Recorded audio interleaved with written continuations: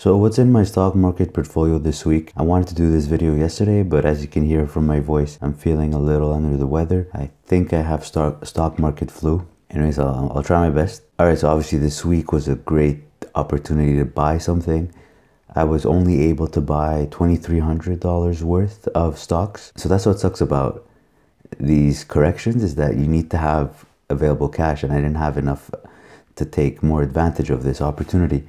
All right, so let's just look at what's in my portfolio this week. So Questrade, RSP, I've got Alibaba that I bought at 164 a while back. So of course, this week it reached all the way down to 138, but it closed yesterday at 147. So the market rallied back a bit yesterday. I think closing 300 points or 200 points positive for the Dow Jones only. Alibaba back up to 147. I'm still down 10% though with this stock. So this is a stock that I would buy more of, but just need more availability. I made a purchase yesterday of Bank of Nova Scotia. I bought it at $71.80. It closed at 71.71.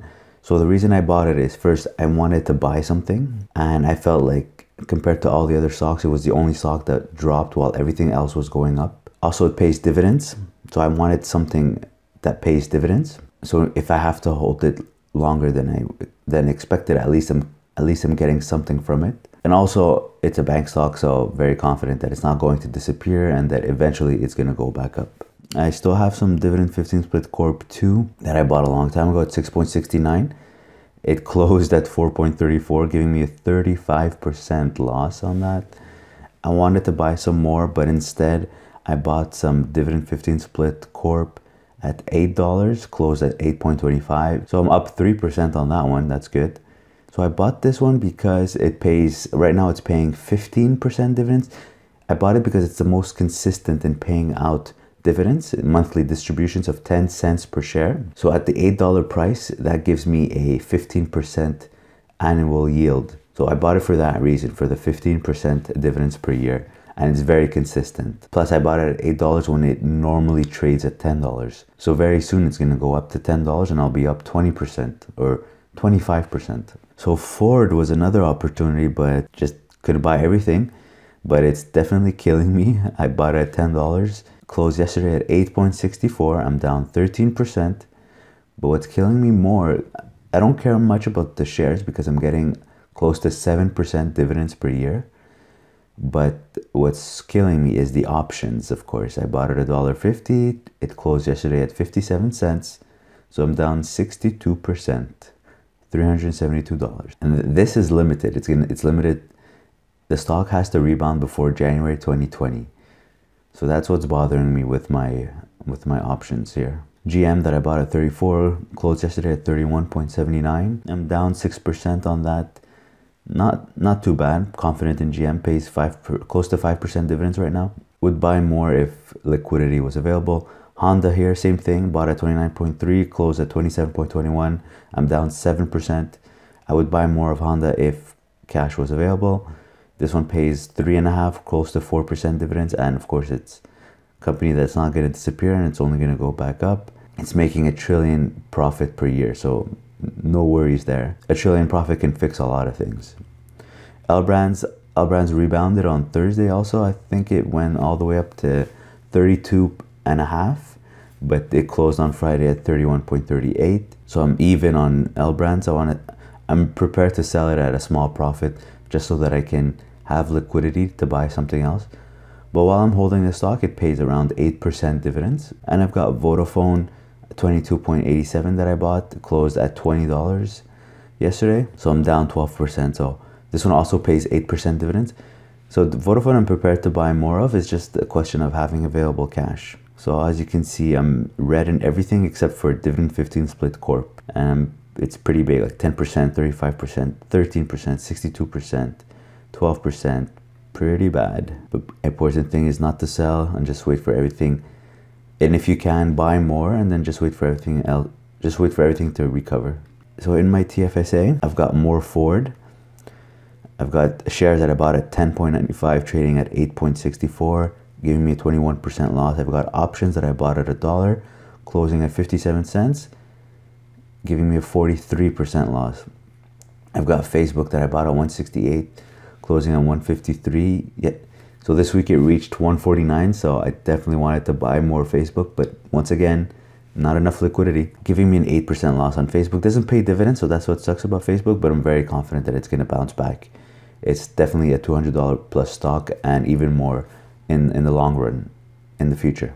Got AT&T that I was trying to sell at 34, just so I can have liquidity to buy something more interesting, maybe Facebook, but it traded close to 32, so right now I'm at par with AT&T. So in my investor's edge, I had already Bank of Nova Scotia that I bought at 76. It closed at 71. I have Barclays that I bought at 9. I think it closed at 8.64. Got Dollarama that I bought at 40.75. Closed at 38.39. And Enbridge that I bought at around 46. Closing at 41.68. But all these stocks here pay good dividends except for Dollarama, so I'm not worried about that. So I'm down on everything in my RESP as well. In my TFSA, I've got Synovus Energy. It's just a bad purchase I made a long time ago, over a year. So I bought some Dividend 15 Split Corp 2, I believe it was this week. I bought at 5.17 though, before it dropped even more. So I'm down on that, but it's still a relatively good price. I've got Enbridge that I bought at 48 average price here, closing at 41. Hudson Bay, forget about it. General Electric, looks like it wants to rally up, but every time it's trying to go back up, it comes back down. It pays a little bit of dividends. I bought this a bit too high. I bought at 17, but I'm gonna wait. I don't like selling at a loss, so I'm gonna wait until it comes back up. And while I'm waiting, I'm collecting some dividends. Same exact story for Kraft Heinz. I bought a bit too high. I bought it at 75. And while I'm waiting, I'm collecting some dividends. New York Mortgage Trust is a REIT that pays 13% dividends. So basically I bought the stock just for the dividends. Probably gonna keep it forever. Pays 13% per year. Bought at an average price of 6. Right now it closed at 5.83. But it was trading at 6.4 like a week ago. And I've got some Orange Communications that I bought at 15.75. Closed at 15.52. It pays around 5% dividends as well. Or even more, actually, 6%. So that's what's in my stock market portfolio this week. Important thing is not to panic. This happens all the time. Just like I mentioned in my how to prepare for a stock market crash video, it's important to have a bit of your portfolio liquid so that you can take advantage of these opportunities, which is something I didn't do. Wasn't able to buy the stocks that I wanted to buy this week. Wanted to buy more Facebook, wanted to buy some Alibaba shares, wanted to buy some Ford, some GM, some Honda, some Vodafone. So just so many stocks I could have bought this week with the crash or with the correction, but didn't happen because did not have enough liquidity. We'll see what happens next week. If it continues to drop, then it's going to be more buying opportunities.